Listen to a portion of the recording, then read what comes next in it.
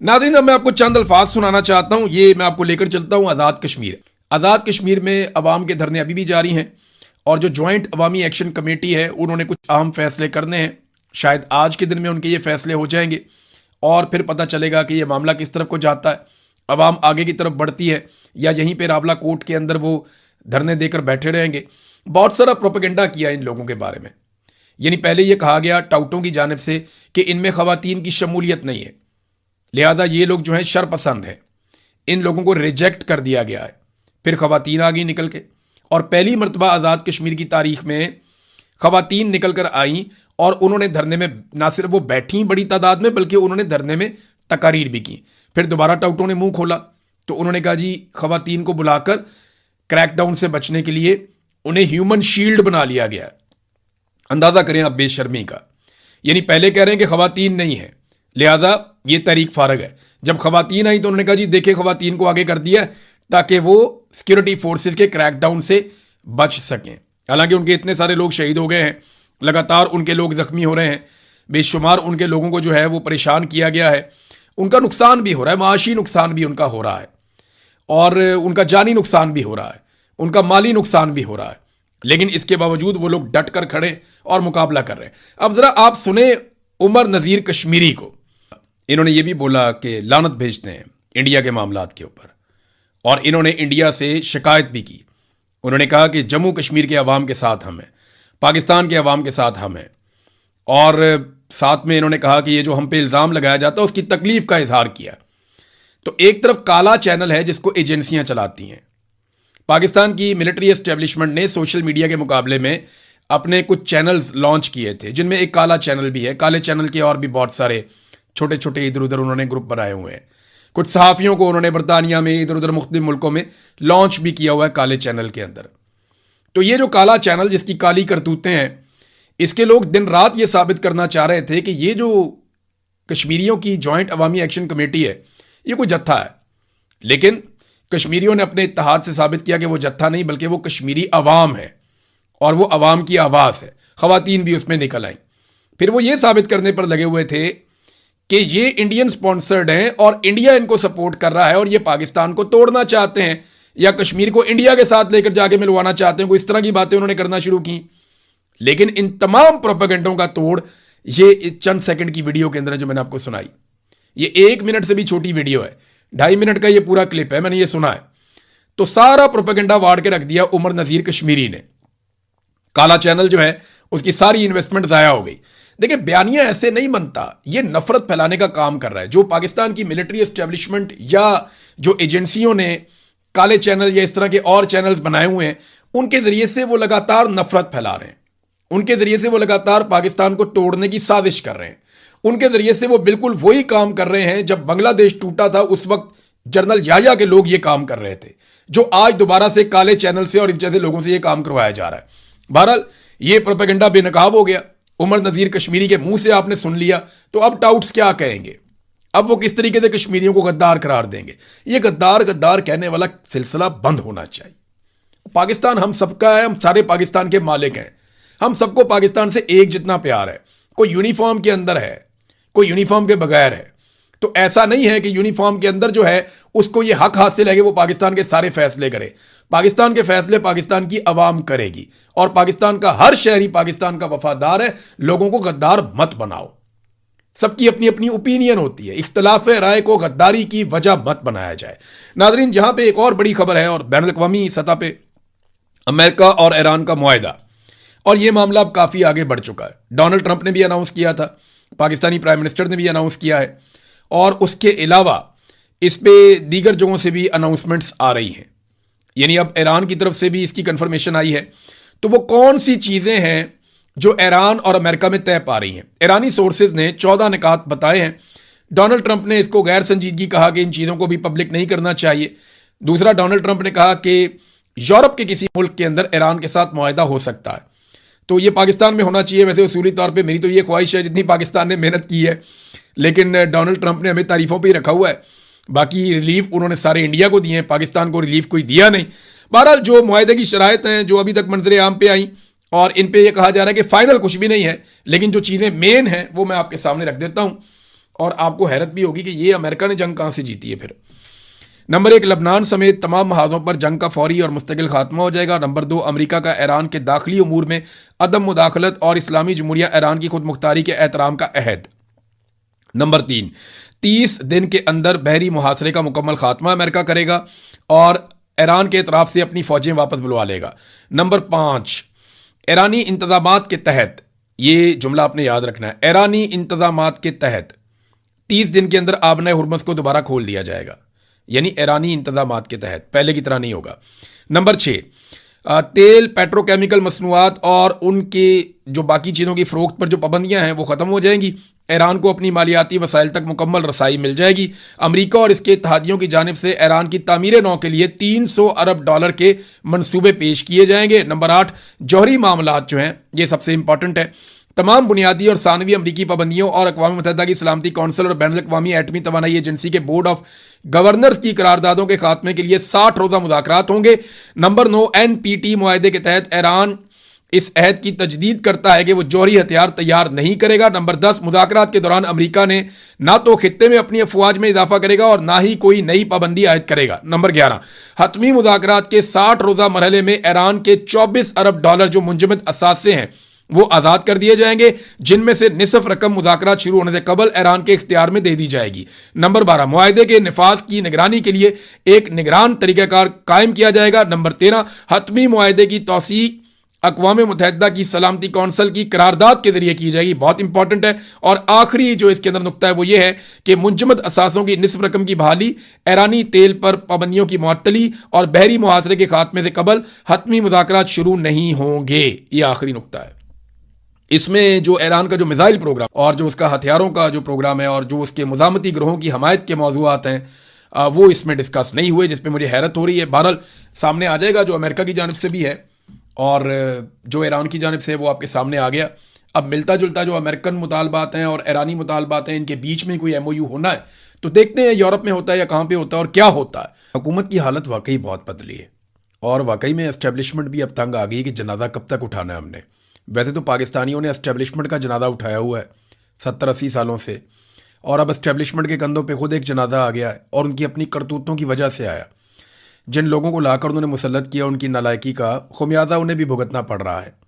बहरहाल एस्टेब्लिशमेंट की या आसिम मुनीर साहब की इस वक्त की जो इंश्योरेंस पॉलिसी है वो यही वाले हुक्मरान है और किसी के साथ उनका गुजारा हो नहीं सकता। जहाँ पे इंसाफ होगा, जहाँ पे रूल ऑफ लॉ आएगा, वहाँ पे आसिम मुनीर साहब के लिए गुंजाइश कम हो जाएगी, क्योंकि पाकिस्तान में जुल्म और ज़्यादती के साथ ही उन्होंने अपना रजीम कायम रखा हुआ है। बहरहाल ये अब वज़रा को कह रहे हैं कि आप ट्वीट्स करें, यानी वफाकी वज़रा को ट्वीट करने पड़ रहे हैं। उन सबको ये कहा गया कि आप स्टेटमेंट जारी करें कि हमने बड़ा शानदार बजट जारी कर दिया है जनाब, बजट के अंदर ये रिलीफ दे दिया, वो रिलीफ दे दिया। असल कहानी कुछ और है और वज़रा बेचारों से झूठ बुलवाया जा रहा है, क्योंकि और कोई झूठ बोलने के लिए तैयार नहीं है। PMLN के अपने ज़ाती दानश्वर, उनके अपने घर के सहाफ़ी, वो सारे भी अब थू थू कर रहे हैं और वो ये कह रहे हैं कि आपने बेड़ा गर्क करके रख दिया इकॉनमी का, हम अब आपका सपोर्ट नहीं कर सकते, अब हम आपको किसी किस्म की सहूलत नहीं दे सकते। तो आपके लिए ये सहूलत अब मुयस्सर नहीं है। यानी जितना झूठ हम बोल सकते थे हमने बोल दिया, इससे ज़्यादा क्या बोलें। आपने बेड़ा ही गर्क करके रख दिया आवाम का। आप तो प्रोटोकॉल के साथ बाहर निकलते हैं तो लोग हमें जूतियाँ मारेंगे। तो अब बहुत सारे ऐसे लोग जो PMLN की बिलावजह तारीफ़ें करते थे वो भी हाथ खड़े कर गए हैं। यानी बिलावल ने, जरदारी ने, इन्होंने भी अपने आप को इस बजट से अलग करने की तैयारी कर ली कि जनाब हम नहीं है, ये जो कर रही है नून लीग कर रही है। एस्टेब्लिशमेंट के टाउट भी अब नून लीग के खिलाफ बोलना शुरू हो गए हैं। तो अब आखिरी हरबा ये था कि वज़रा को कहा गया कि यार तुम लोग तो ट्वीट करो ना, तुम लोग तो सब कहो कि जनाब बहुत अच्छी इकॉनमी, बहुत अच्छा बजट। वज़रा क्या कह रहे हैं? नंबर 1 जो वो जोर लगा रहे हैं इस बात के ऊपर, जंग के हवाले से वो कहते हैं जी जंग में बड़ा रिलीफ दिया पाकिस्तानी कौम को पाकिस्तानी वज़ीर आज़म ने। तो बात यह है कि जंग के दौरान पूरी दुनिया में जो सबसे करीब मुल्क था इस जंग के, ईरान के बिल्कुल साथ पाकिस्तान है ना, तो सबसे ज़्यादा इंपैक्ट पाकिस्तान पर डाल दिया पकड़ के। यानी हमारी पेट्रोल की सप्लाई एक दिन नहीं रुकी। हमारे यहाँ पे वो कह रहे थे जी कंटेनरों टैंकरों के ढेर लगे हुए हैं, हमारे पास माल आ रहा है, कोई प्रॉब्लम ही नहीं है, तेल भी आ रहा है, गैस भी आ रही है, कोई प्रॉब्लम नहीं है। ये खुद वज़रा ने कहा हुआ है। लेकिन इसके बावजूद पाकिस्तान में लोगों को तरसा दिया गया। पूरी दुनिया में सबसे ज़्यादा पेट्रोलियम मसनूआत पे कीमतें पाकिस्तान में बढ़ी और ये आलमी कीमतों की वजह से नहीं बढ़ी। देखिए, आलमी कीमत में जब इजाफा होता तो किसी भी मुल्क के अंदर पेट्रोल की कीमत में इजाफा ही होता है, लेकिन हमारे यहां पेट्रोल की कीमत में इजाफा नहीं हुआ, हमारे यहां पे टैक्सेस में इजाफा हुआ था। पेट्रोल की कीमत तो वहीं पे थी, इन्होंने लेवियां उठा के 100 सवा सौ तक पहुंचा दी। जो लेवी वसूल की जा रही है ये पेट्रोल की कीमत नहीं होती, ये सारे टैक्स लेने के बाद जो इजाफी टैक्स लिया जाता है ये वो होता है। तो इजाफी टैक्सेस जो है वो बहुत ज्यादा इन्होंने वसूल किए। पूरी दुनिया में जंग के बहाने जिस मुल्क ने अपनी कौम को लूटा है वो पाकिस्तान है। तो वुज़रा कह रहे हैं जनाब जंग में बड़ा अच्छा काम किया। फिर रिलीफ के दावे किए गए कि जनाब अवाम को बहुत रिलीफ दिया गया, ये दावे किए जा रहे हैं। कौन सा रिलीफ दिया अवाम को? जो 200 यूनिट तक के लोगों के ऊपर थोड़ी बहुत सब्सिडी थी वो भी खत्म कर दी गई। आम आदमी बिजली का बिल 4 गुना पे कर रहा है। कई लोग बेचारे जो हैं वो फिक्स चार्जेस से परेशान हो गए हैं। जिन लोगों ने सोलर लगाए थे तंग आके उनकी जिंदगी भी अजाब बना दी गई है। इंडस्ट्री जो है वो सारी की सारी बिठा दी गई है। गरीब आदमी, छोटी इंडस्ट्री, छोटा कारोबारी लोग, ये सब बहुत परेशान है। आप देख लें, ईद के ऊपर ताजरों ने प्रेस कॉन्फ्रेंस करके कहा कि हमारे यहां पे खरीदारी 70% कम हो गई है, हमारी सेल में 70% तक कमी हुई है। ये बहुत बड़ी कमी है। पाकिस्तान का पूरा मईशत का भट्टा ही बैठ गया, तो आम आदमी को तो रिलीफ मिला कोई नहीं। और हुकूमत के अपने लोग कह रहे हैं कि 8.7 अरब डॉलर ये अशराफिया के ऊपर खर्च कर दिए गए सब्सिडीज कीमत के अंदर। उनको ये छूट दे दी गई, उन्हें रिलीफ दे दिया गया। गरीब आदमी के लिए टके का रिलीफ नहीं है, गरीब आदमी को कुछ नहीं दिया गया, लेकिन अशराफिया को क्या कुछ दिया गया? अरबों डॉलर्स के उनको रिलीफ दे दिए गए। यानी जितना पैसा हमने 3 साल में IMF से लिया उतना पैसा हमने 1 साल में अशराफिया की जेब में डाल दिया। ये किया पाकिस्तान के साथ। यानी पाकिस्तान जितना भी कर्जा लेता है, यानी रोजाना के हिसाब से अगर हम करें तो 20 से 25 अरब रुपए रोज के बनते हैं। 22-23 अरब रुपए के आसपास की वो अमाउंट है। रोजाना पाकिस्तान इतना कर्जा लेता है। तो ये जितना कर्जा पाकिस्तान लेता है ये जाता कहां, इसका तो हिसाब ही कोई नहीं है। लेकिन अब पता चल रहा है कि ये छूट दी जाती है अशराफिया को, अलीट क्लास को, अपने आसपास के लोगों को, मगरमच्छों को ये पैसा खिलाया जाता है। और ये रिलीफ मगरमच्छों को दिया गया है, आम पाकिस्तानियों को नहीं दिया गया। फिर माशी तरक्की के इन्होंने दावे कर दिए। जहां पे इमरान खान साहब माशी तरक्की के इशारे छोड़कर गए थे ना, ये उसके आद में भी नहीं पहुंचे अभी तक। इमरान खान साहब जो तरक्याती मंसूबे उनके दौर में चल रहे थे वो तो सारे बंद हो गए, जिन्होंने बाद में डिलीवर करना था। तरक्याती बजट जो है वो इन्होंने आधा कर दिया। पाकिस्तान के अंदर कोई नया मंसूबा लगेगा नहीं, इन्होंने खुद अनाउंस कर दिया। पाकिस्तान में जितने पुराने बड़े मंसूबे चल रहे थे वो सारे अब मुंजमद हो जाएंगे, बंद हो जाएंगे, ये भी इन्होंने खुद अनाउंस कर दिया। और मईशत की जो हालत इन्होंने की है, तरक्की तो बहुत दूर की बात है, मईशत का बेड़ा गर्क हो गया, वो वेंटिलेटर पे पड़ी हुई है। और ये इनके अपने मुंह के अल्फाज हैं। आज इनको कर्जा मिलना बंद हो जाए और आज इनके वेंटिलेटर उतार लिए जाएं तो इनको सुबह अनाउंस करना पड़ जाएगा कि हम दिवालिया हो चुके हैं। तो ये तो डोनाल्ड ट्रंप की खुशामद कर करके इधर से पैसा ले, उधर से पैसा ले, उधार पैसा पकड़, कौम के ऊपर इजाफी टैक्सेस लगा के, बिजली और गैस की कीमतें ज्यादा करके, पेट्रोलियम लेवी लगा के किसी ना किसी तरह ये पहिया घसीट रहे हैं, किसी ना किसी तरह ये हुकूमत चला रहे हैं। वरना इनके पल्ले कुछ नहीं है। महंगाई का वो कहते नहीं खात्मा कर दिया। कोई एक चीज बताएं जो पहले से सस्ती हो। बिजली पहले से महंगी है, 1 गुना 2 गुना नहीं, इससे भी ज्यादा महंगी है। गैस पहले से महंगी है, कोई 2 4 5 गुना नहीं, 10 गुना महंगी है। पेट्रोल पहले से महंगा है। कितना महंगा है? डबल से भी ज्यादा कीमत का है। और कोई चीजें बताएं। आटा जो 1100 रुपए का मिलता था वो 3000 के आसपास पहुंच जाता है, वो भी पहले से महंगा है। घी, चावल, दूध, दही, अंडे, हर चीज, जो चीज आप उठाएंगे, सब्जियां उठा लें, गोश्त उठा लें, हर चीज पहले से बहुत महंगी है। तो इन्होंने कौन सी चीज सस्ती की है? वो जो सरकारी मुलाजमीन की तनख्वाहों में इजाफे का इन्होंने छोटा सा एक ऐलान किया है, वो ना भी करते तो कोई फर्क नहीं पड़ना था, वो कर देंगे तो फिर भी कोई फर्क नहीं पड़ेगा। गरीब आदमी को इन्होंने पीस के रख दिया। तनख्वाहदार तबका सबसे ज्यादा बोझ उठा रहा है। गुर्बत में, बेरोजगारी में और महंगाई में इजाफा हुआ है। कर्जों में हैरान कुन हद तक इजाफा हुआ है। टैक्सों में और लेवीज में इन्होंने भरमार कर दी है। बैरूनी सरमायाकारी पाकिस्तान में लगातार कम हो रही है। पाकिस्तान में एक्सपोर्ट्स लगातार गिरती चली जा रही हैं। ज़राअत की इन्होंने तबाही फेर दी है। लोग खादे नहीं खरीद सकते, ट्रैक्टर नहीं खरीद पा रहे, पानी का मसला बढ़ता जा रहा है। ट्यूबवेल चलाने के लिए भी किसानों के पास पैसा नहीं है। ये पाकिस्तान के अंदर इन्होंने ज़राअत के साथ और सनत के साथ किया है। तालीमी शोबे में क्या किया, जरा ये आप देखें। ये तैमूर झगड़ा साहब ने बाकायदा इसको एक जगह पे अनाउंस भी किया है। हायर एजुकेशन का जो मामला है पाकिस्तान में, ये वफाक के पास है। हायर एजुकेशन का जो शोबा है वो वफाक के पास है। तो यहां पे 278 यूनिवर्सिटियां हैं पाकिस्तान के पास, 278 ये यूनिवर्सिटियां हैं पाकिस्तान के पास, जिन्हें हायर एजुकेशन कमीशन बजट देता है। हायर एजुकेशन का जो बजट है 2022 से 2025 तक, यानी इमरान खान की हुकूमत गिरने से लेकर 2025 यानी पिछले साल तक 65 अरब रुपए इसका बजट रहा, उससे नहीं बढ़ाया गया। यानी आखिरी मरतबा जो बजट बढ़ा वो इमरान खान साहब के दौर में बढ़ा, तब से लेकर अब तक ये 65 अरब का बजट ही रखा गया, उससे बढ़ाया नहीं गया। और इस साल भी उस बजट को 65 अरब रुपए ही रखा गया।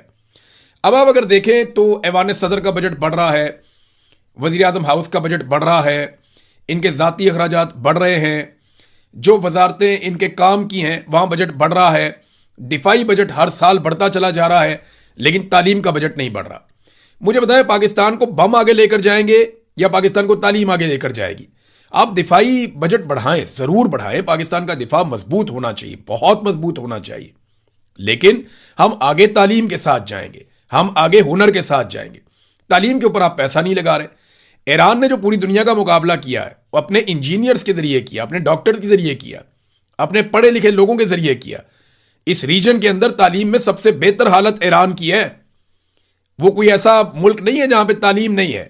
इस रीजन का जो पूरा एक डाटा आया, मैंने कल आपको पढ़ के सुनाया, वहां पे नंबर 1 मुल्क ईरान है। सबसे ज्यादा टेक्निकल एजुकेशन हासिल करने वाले लोग वहां पे मौजूद हैं और वहां की यूनिवर्सिटियों में लोग बहुत आला तालीम हासिल कर रहे हैं। तो आपने क्या किया?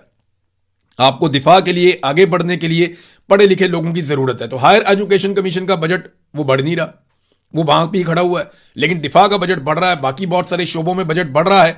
जहां पे कमी है वो क्या है? तालीम में और सेहत में, आम आदमी की रिलीफ देने के मामलात में, या आम आदमी जहां से जिन चीजों से उठता है वहां पे वो बजट में कटौती लगा देते हैं, वहां पे बजट कम कर देते हैं। असद उमर ने एक बड़ा जबरदस्त इसका खुलासा बयान किया पूरे बजट का, और उन्होंने कहा जी, crux of finance minister budget speech so far, कि जो बजट स्पीच की है ये फाइनेंस मिनिस्टर ने, वो ऐसा ही लगता है कि my boss is great and his boss is even greater and Trump likes both of them allot.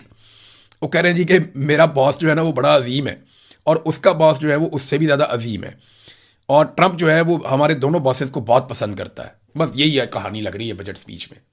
यानी मैं वो पढ़ रहा था बजट स्पीच, उसमें जनाब फील्ड मार्शल की तारीफें हो रही हैं, भाई आर्मी चीफ की तारीफें बजट स्पीच में कहाँ से आ गई भाई? वो एक बजट है, एक ऐसी दस्तावेज है जिससे अपने पाकिस्तान को चलाना है। वह मईशत की बात करें, आप बताएं अपने मईशत के अंदर कौन से अहदाफ हासिल किए, फिर आप बताएं उन अहदाफ से अगले टारगेट आपके क्या हैं, कौन से टारगेट आपके पूरे हुए, कौन से टारगेट आपके पूरे होने हैं। जो उठता है वो फील्ड मार्शल की तारीफें शुरू कर देता है। वो ऐसा लगता है पूरा निज़ाम फील्ड मार्शल के जूते पॉलिश करने के ऊपर खड़ा है। ये शहबाज शरीफ साहब ने ऐसी तरह डाली है, ये गए जाके अक़वाम मुत्तहिदा के अंदर शर्मिंदा करवाया, वहां पे फील्ड मार्शल की तारीफें कर दी पकड़ के। कोई एक फोरम नहीं है जहां पे ये फील्ड मार्शल की तारीफ करना भूलते हो। एक सरकारी मुलाजिम है, वो बेचारा अपना काम कर रहा है, उसको अपना काम करने दो, वो रिटायर हो गया, अपने घर जाए। इन्होंने उठा के उसको पता नहीं क्या बना दिया। देखिए, नॉर्मलाइज करें चीजों को, पाकिस्तान को एक नॉर्मल मुल्क की तरह चलने दें, सरकारी मुलाजिम को सरकारी मुलाजिम रहने दें। ये जो चीजें हैं, इन्होंने ही पाकिस्तान को हमेशा नुकसान पहुंचाया। फिर डिक्टेटर आ जाते हैं यहां पे, लंबे लंबे अरसे तक बैठे रहते हैं, फिर उठते ही नहीं है।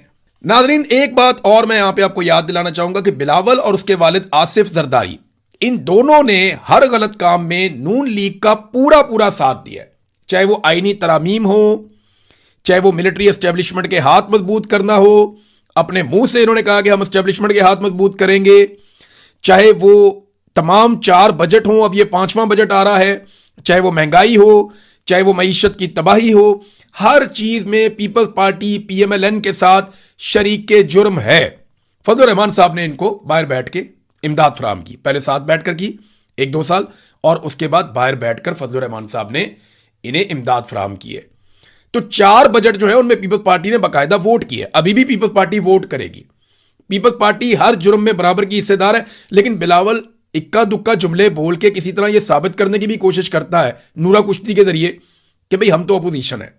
यानी आप बिलावल जो इस वक्त वारदात खेल रहा है वो ये कर रहा है कि अपोजिशन भी हम है और हुकूमत का बजट भी हम पास करवा रहे हैं। ये आईनी तरामीम भी हम करवाएंगे लेकिन अपोजिशन भी हम है। ये पीएमएलएन का हर चीज में साथ भी हम देंगे लेकिन पीएमएलएन के खिलाफ भी हम है। तो ये एक नूरा कुश्ती जो इमरान खान साहब ने बहुत पहले इस कौम को समझाया था, ये नूरा कुश्ती करके कौम को दिखाते हैं और बेवकूफ़ बनाने की कोशिश करते हैं कि जैसे जो कुछ हो रहा है वो पीएमएलएन जिम्मेदार है, लेकिन पीपल्स पार्टी इसके लिए जिम्मेदार नहीं है, मगर हर चीज़ में पीपल्स पार्टी पीएमएलएन का साथ भी देती है।